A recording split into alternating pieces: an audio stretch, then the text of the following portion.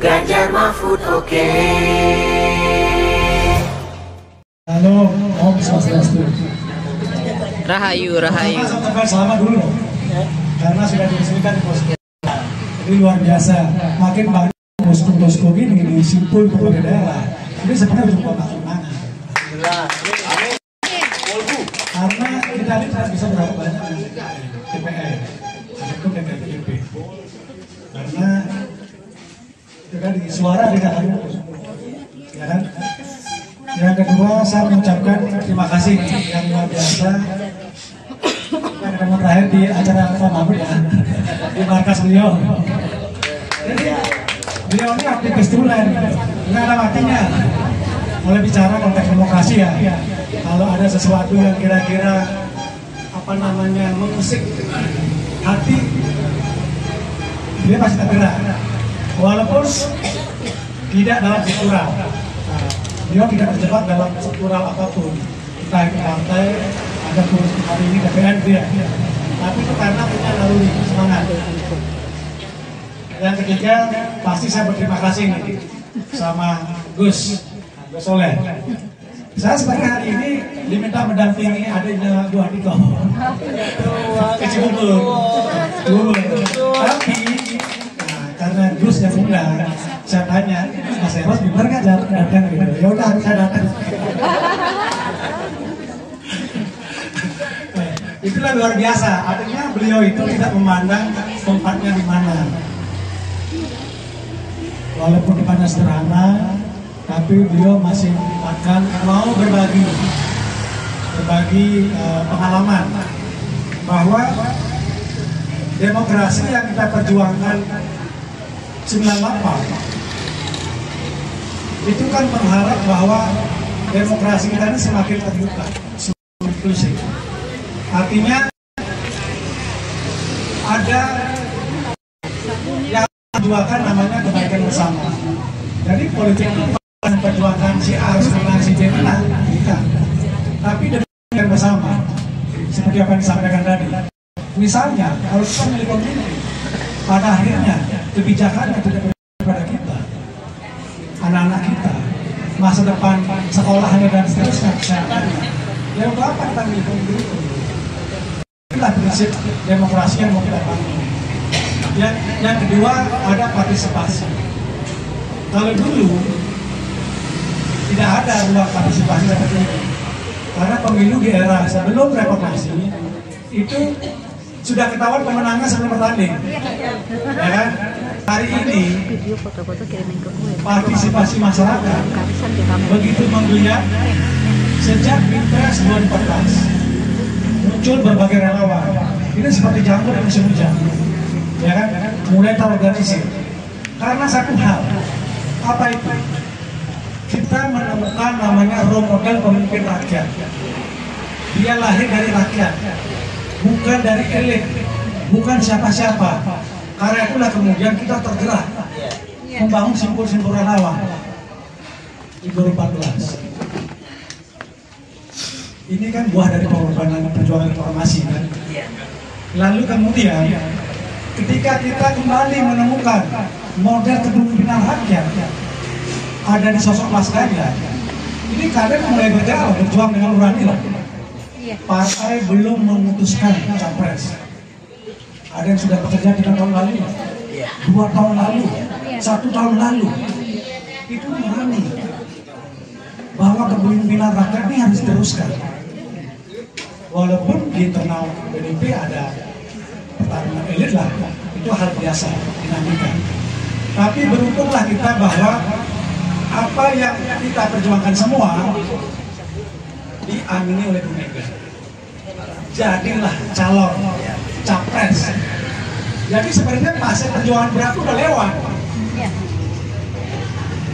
Ketika Mas Ganjar resmi dicapreskan, dan itu didampingi oleh Pak Jokowi loh. Didampingi oleh Pak Jokowi. Kita sudah kepedean mau lari. Ya kan? Kita udah mau berlari tuh. Karena ada Pak Jokowi.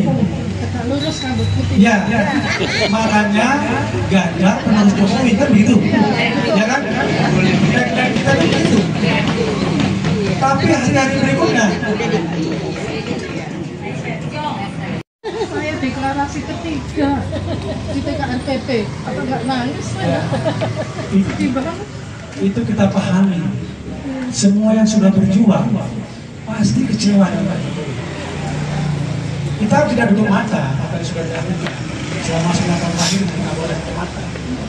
Tapi dengan satu hal ini dari MK ini itu rusak sih. Ambiar. Bayangkan kesedihannya seorang pastor. Yang MK kan beliau.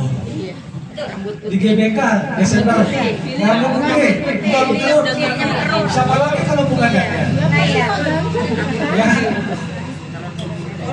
Setelah deklarasi nemenin di pesawat sampai ke Solo, Iya, bareng banyak ya. hal diceritakan. Itu bukan hanya secara hubungan personal, tapi membicarakan hal-hal masa depan, kelanjutan. Tapi begini jadinya dulu. Artinya per tanggal 25 Oktober dengan dicalonkannya Gibran, nggak boleh lagi ada keraguan bahwa Pak Jokowi yang kita dukung dulu, kita jadikan role dan pemimpin rakyat, sudah meninggalkan kita. Seolah-olah dia tutup mata. Masa nggak bisa membandingkan 3 sosok itu? Kok tutup mata itu? Ada persoalan apa ini? Hanya beliau tahu. Tapi kita harus pastikan bahwa ini kalau kita ngomongin Mahabharata ya, izin Mas. Jadi Mahabharata itu perang saudara. Ya, Iya, betul. saya anggap sosok Arjuna ini Mas Ganjar. Saya anggap Pak Jokowi ini ayahnya Duryodhana. Yang kunis, Tira. Jadi padahal sudah bijaksana beliau kan, sudah dikenal dunia ini loh. Kerjanya luar biasa, bijaksana, tapi demi anak dia korbankan itu, sehingga berapa juga nggak bisa dihindari. Pada saat mau bertempur pun Arjuna itu masih ragu. Apa iya saya harus lawan saudara saya? Iya, betul. Apa iya saya lawan guru-guru saya? Guru Drona, Bisma, pamannya gitu. Bukan paman yang diangkat. Yang udah dicik Ya. ya. Bukan paman Sam ya. Betul, betul. Jadi Arjuna itu ragu, nggak tega kalau harus memenangkan pertarungan. Di sanalah ada kebijaksanaannya Sri Krishna. Yang kamu lawan bukan saudaramu,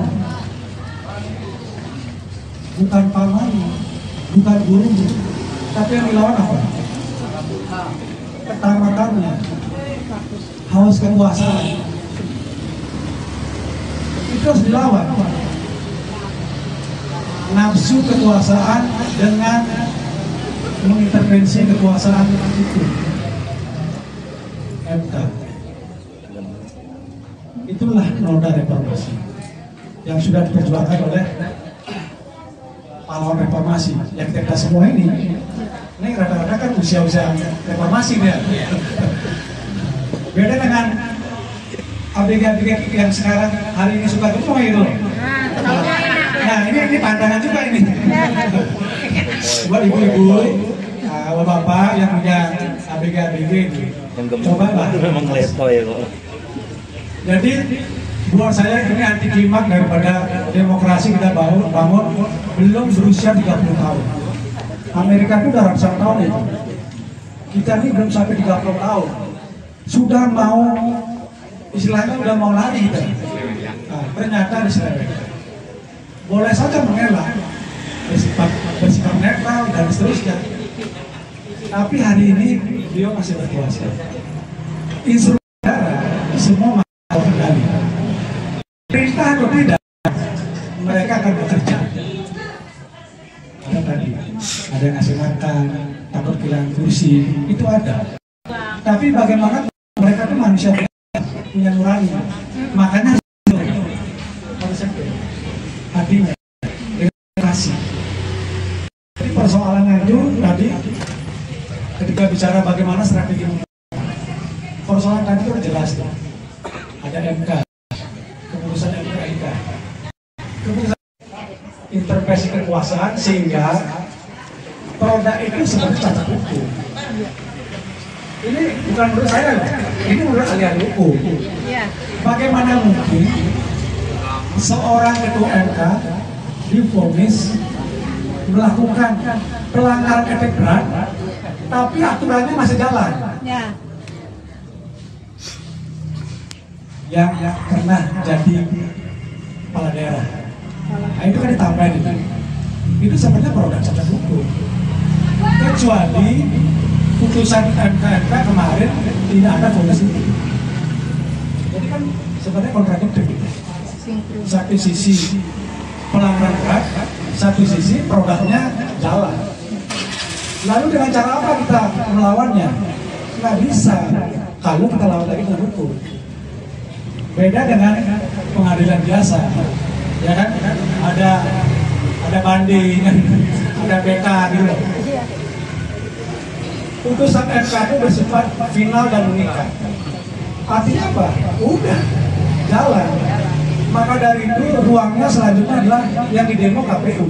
Udah benar, KPU yang didemo. Kenapa harus kita demo?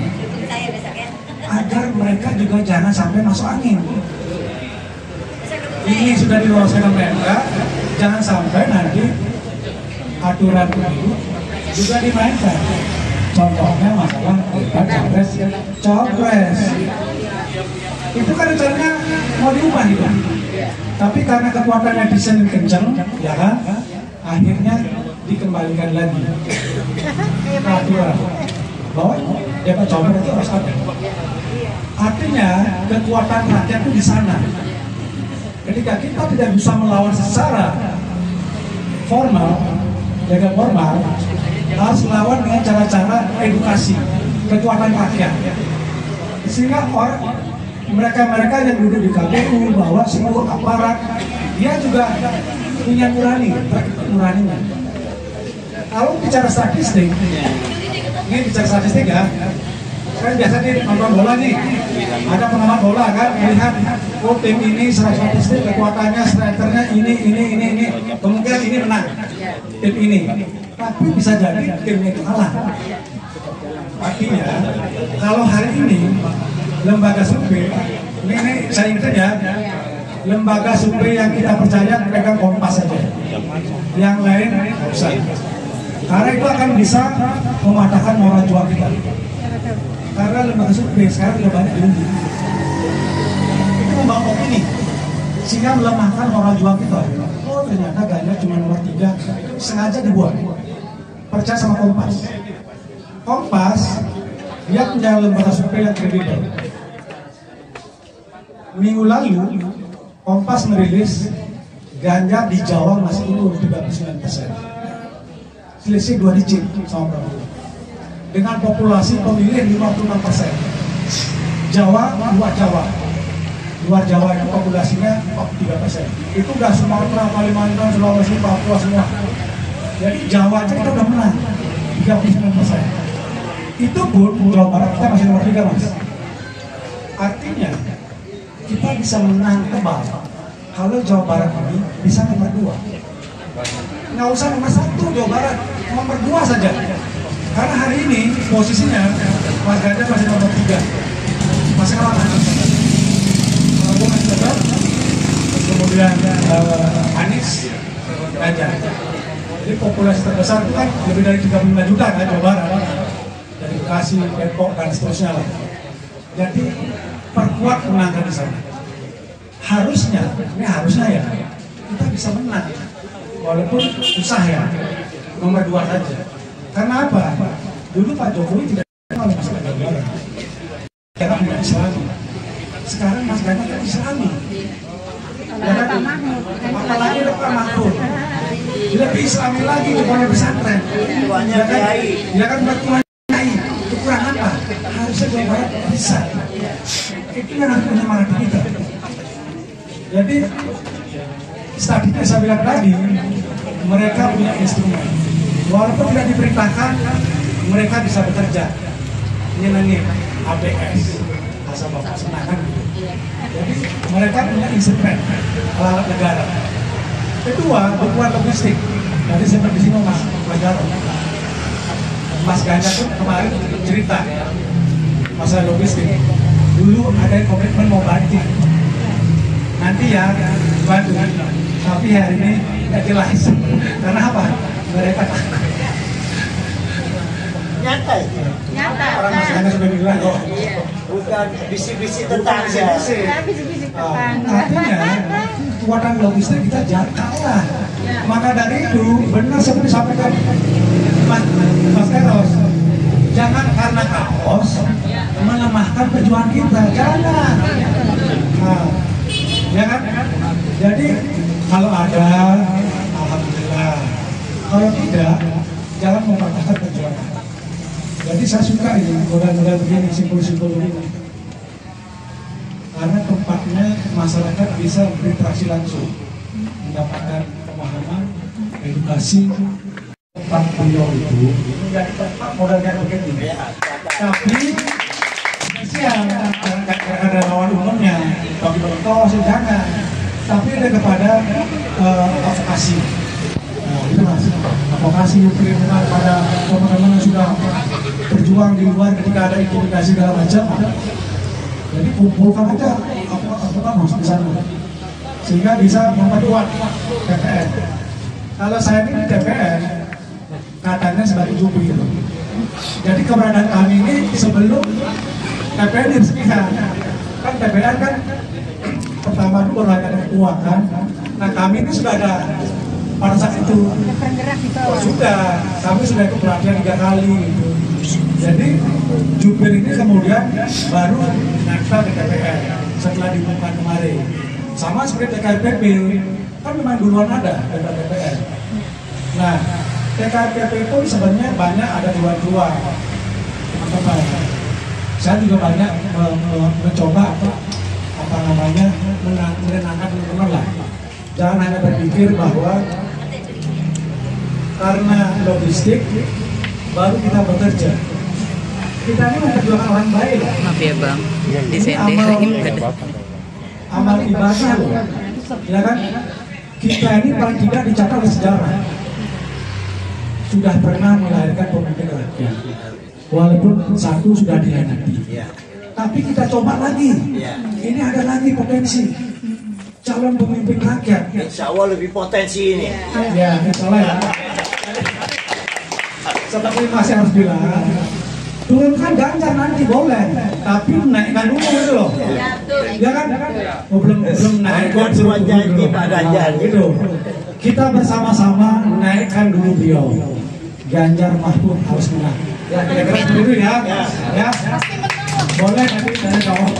Mumpung dia masih bertahan. Nah, wassalamualaikum warahmatullahi wabarakatuh. Terima kasih Bung Gigan dari DPR atas pencerahannya dan edukasinya buat kita kawan-kawan relawan.